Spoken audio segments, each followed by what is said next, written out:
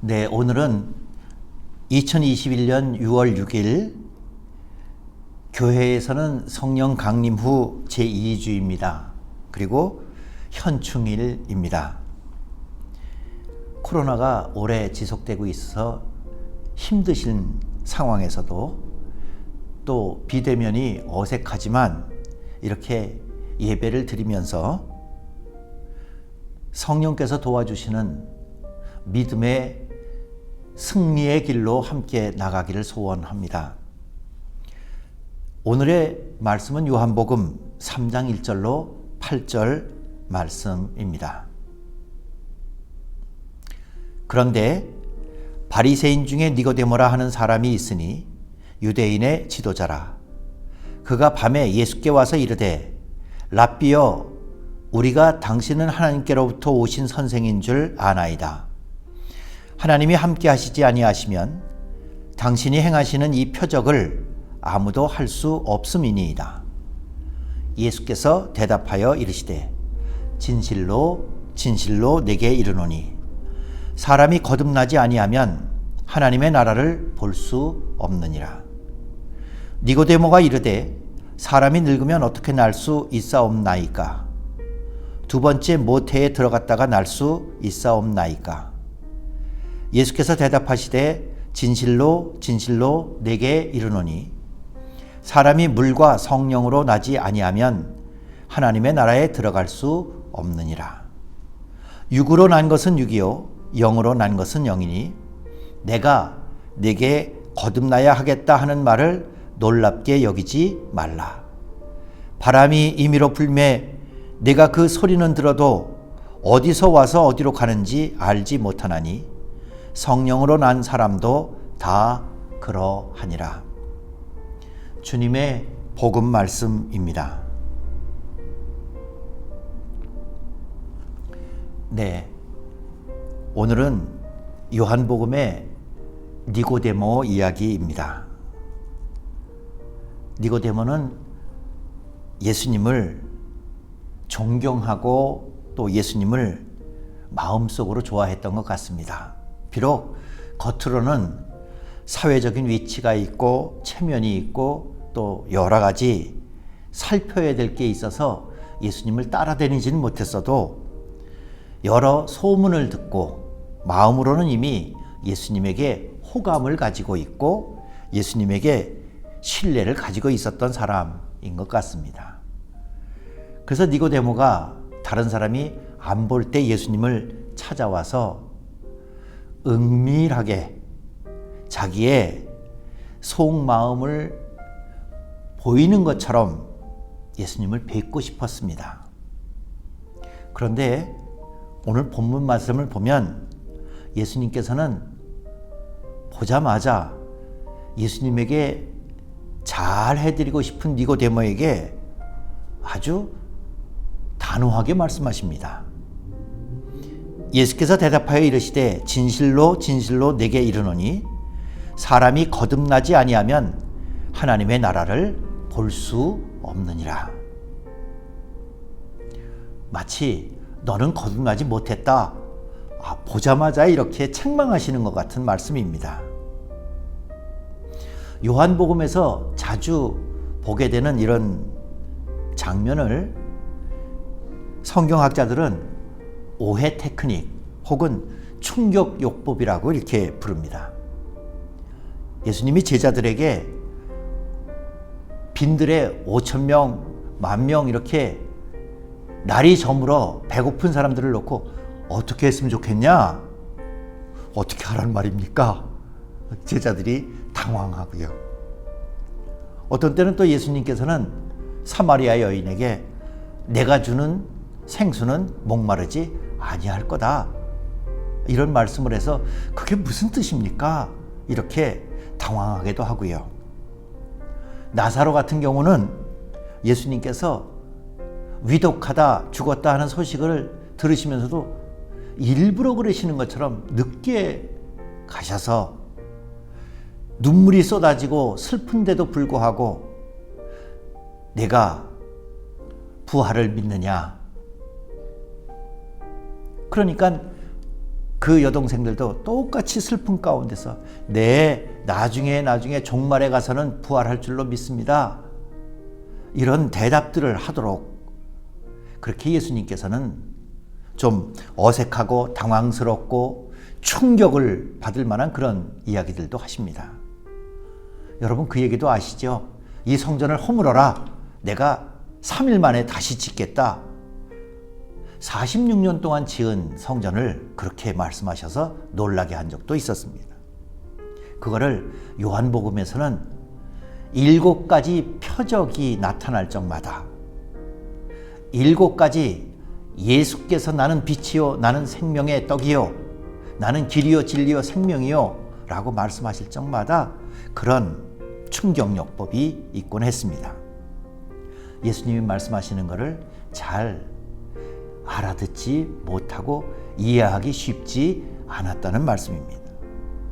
그런데 요한복음 전체를 보면 예수님께서는 책망하시거나 당황하게 하시거나 아니면 좀 무시하시려고 하시는 게 아니라 예수님께서는 초청하시려고 오히려 믿음을 더해 주시고 영생을 얻게 하시려고 그렇게 똑바로 끌고 가기 위해서 정확한 믿음을 가질 수 있도록 예수님께서는 그런 충격을 주시고 혹은 오해하고 있는 것을 드러나게 하신 다음에는 정정해 주셨습니다.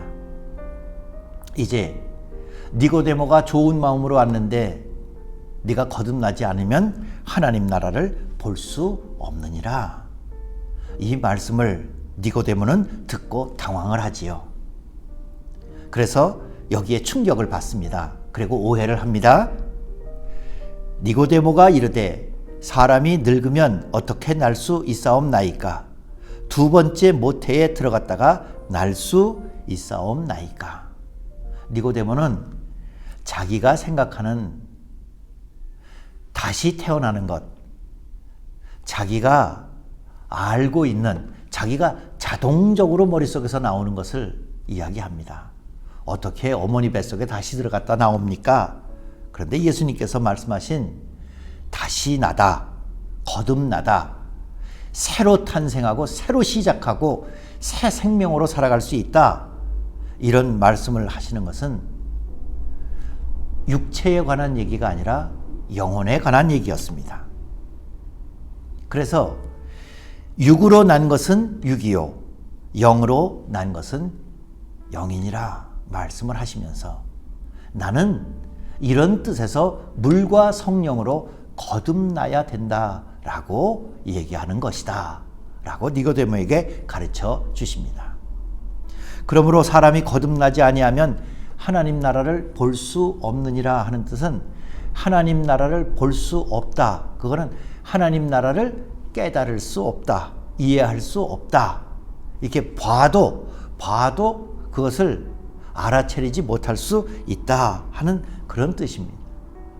여러분 그런 얘기 많이 아시죠?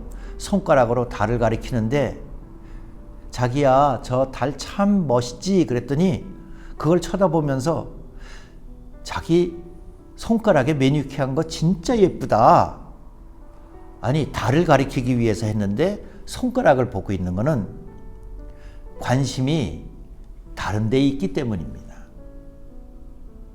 똑같이 예수님께서 5천 명을 먹이시고 12광지를 남기신 것을 가지고도 사람들은 생명의 떡 혹은 광야 40년을 지나면서도 하나님께서 끝까지 인도하시고 약속의 땅으로 들어갈 수 있도록 하는 생명의 근원과 생명의 약속, 그것에 대해서는 깨닫지 못하고 날마다 먹는 것에 대해서만 관심을 갖고 혹은 불평을 하고는 했던 이스라엘 사람들의 영적인 상태에서 너희들은 훨씬 나아야 되지 않느냐.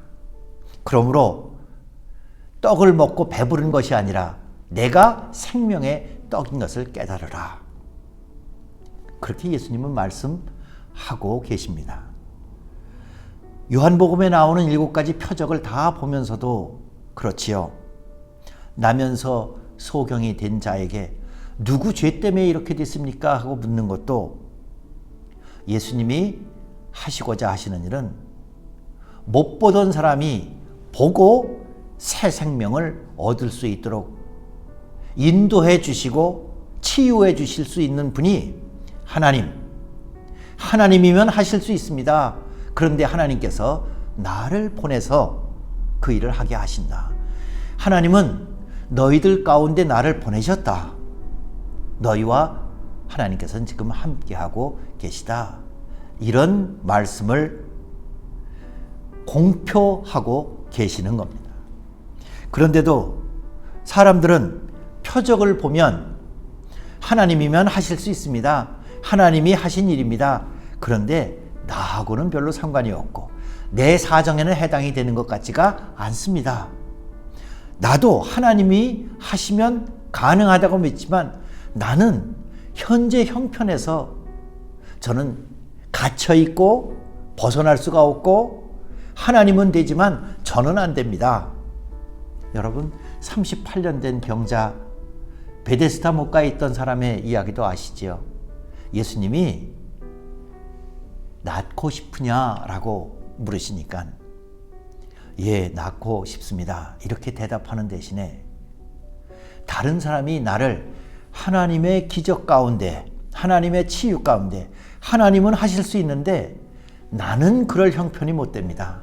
나는 그런 적이 없습니다. 정답은 있는데 나한테 되는 해답은 없습니다. 하나님이면 다 되는데 나는 그렇게 안 되는 것 같습니다. 라고 하는 것으로 이 38년 된 병자도 얘기합니다. 이제 예수님께서 말씀을 하신 것을 니고데모를 보면서 다시 한번 새겨봅니다. 거듭나지 아니하면 하나님을 믿고 하나님에 대해서 안다고 생각하지만 나한테는 해당이 되지 않는 걸로 여기게 됩니다. 이제 육에서 난 것은 육이요 영에서 난 것은 영이니 너희가 물과 성령으로 거듭나면 하나님 나라를 보고 하나님 나라에 들어갈 수 있느니라.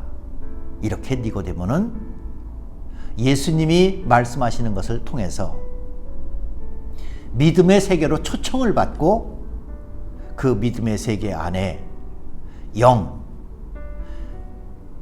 성령으로 이 모든 것을 깨닫게 해주시는 예수님의 말씀을 듣게 됩니다. 저와 여러분도 요한복음에서 말씀하시는 하나님에 대해서는 믿고 알고 우리가 다 생각하는 것 같지만 나에게는 해당되지 않는 것처럼 느껴지는 것에 저와 여러분이 스스로 할 수 없는 것에 하나님 나라를 볼 수 없는 것에 성령의 도우심을 받는 절호의 기회가 왔으면 좋겠습니다. 요한복음은 보혜사라고 했습니다. 보혜사.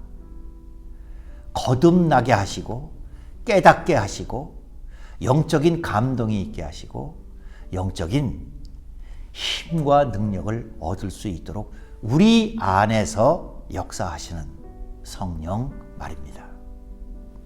이제 영의 복음으로서의 요한복음은 오해나 충격에 빠지기 쉬운 저희들에게 우리 안에 하나님의 영이 거하고 있음을 깨닫고 느끼고 함께 살아갈 것을 권합니다. 구약 성경의 여호수아도 그 안에 영이 머무는 사람이라고 했습니다. 그 안에 영이 머무는 사람. 저와 여러분은 영이 머무는 사람으로 거듭나는, 새로 시작하는 삶을 힘차게 살았으면 좋겠습니다. 김영복 목사의 기도로 오늘 설교를 마치겠습니다. 오 주님, 저희가 목마릅니다. 저희가 허기에 지쳤습니다. 저희가 어둠 속에 살고 있습니다. 저희가 죄에 갇혀 있습니다. 저희가 무덤에 살고 있습니다. 그러면서도 마음의 문을 두드리시는 주님의 음성을 듣지 못하고 있습니다. 오 주님, 자비를 베풀어 주소서. 위로부터 지어지기를, 성령으로 다시 빚어지기를, 하나님의 자녀로 회복되기를 구합니다. 오 주님, 마음의 문을 활짝 엽니다. 오셔서 제 안에 새 일을 시작하소서. 성부와 성자와 성령의 큰 은혜가 모든 주의 백성 가운데 늘 함께 하옵시기를 축원하옵나이다. 아멘.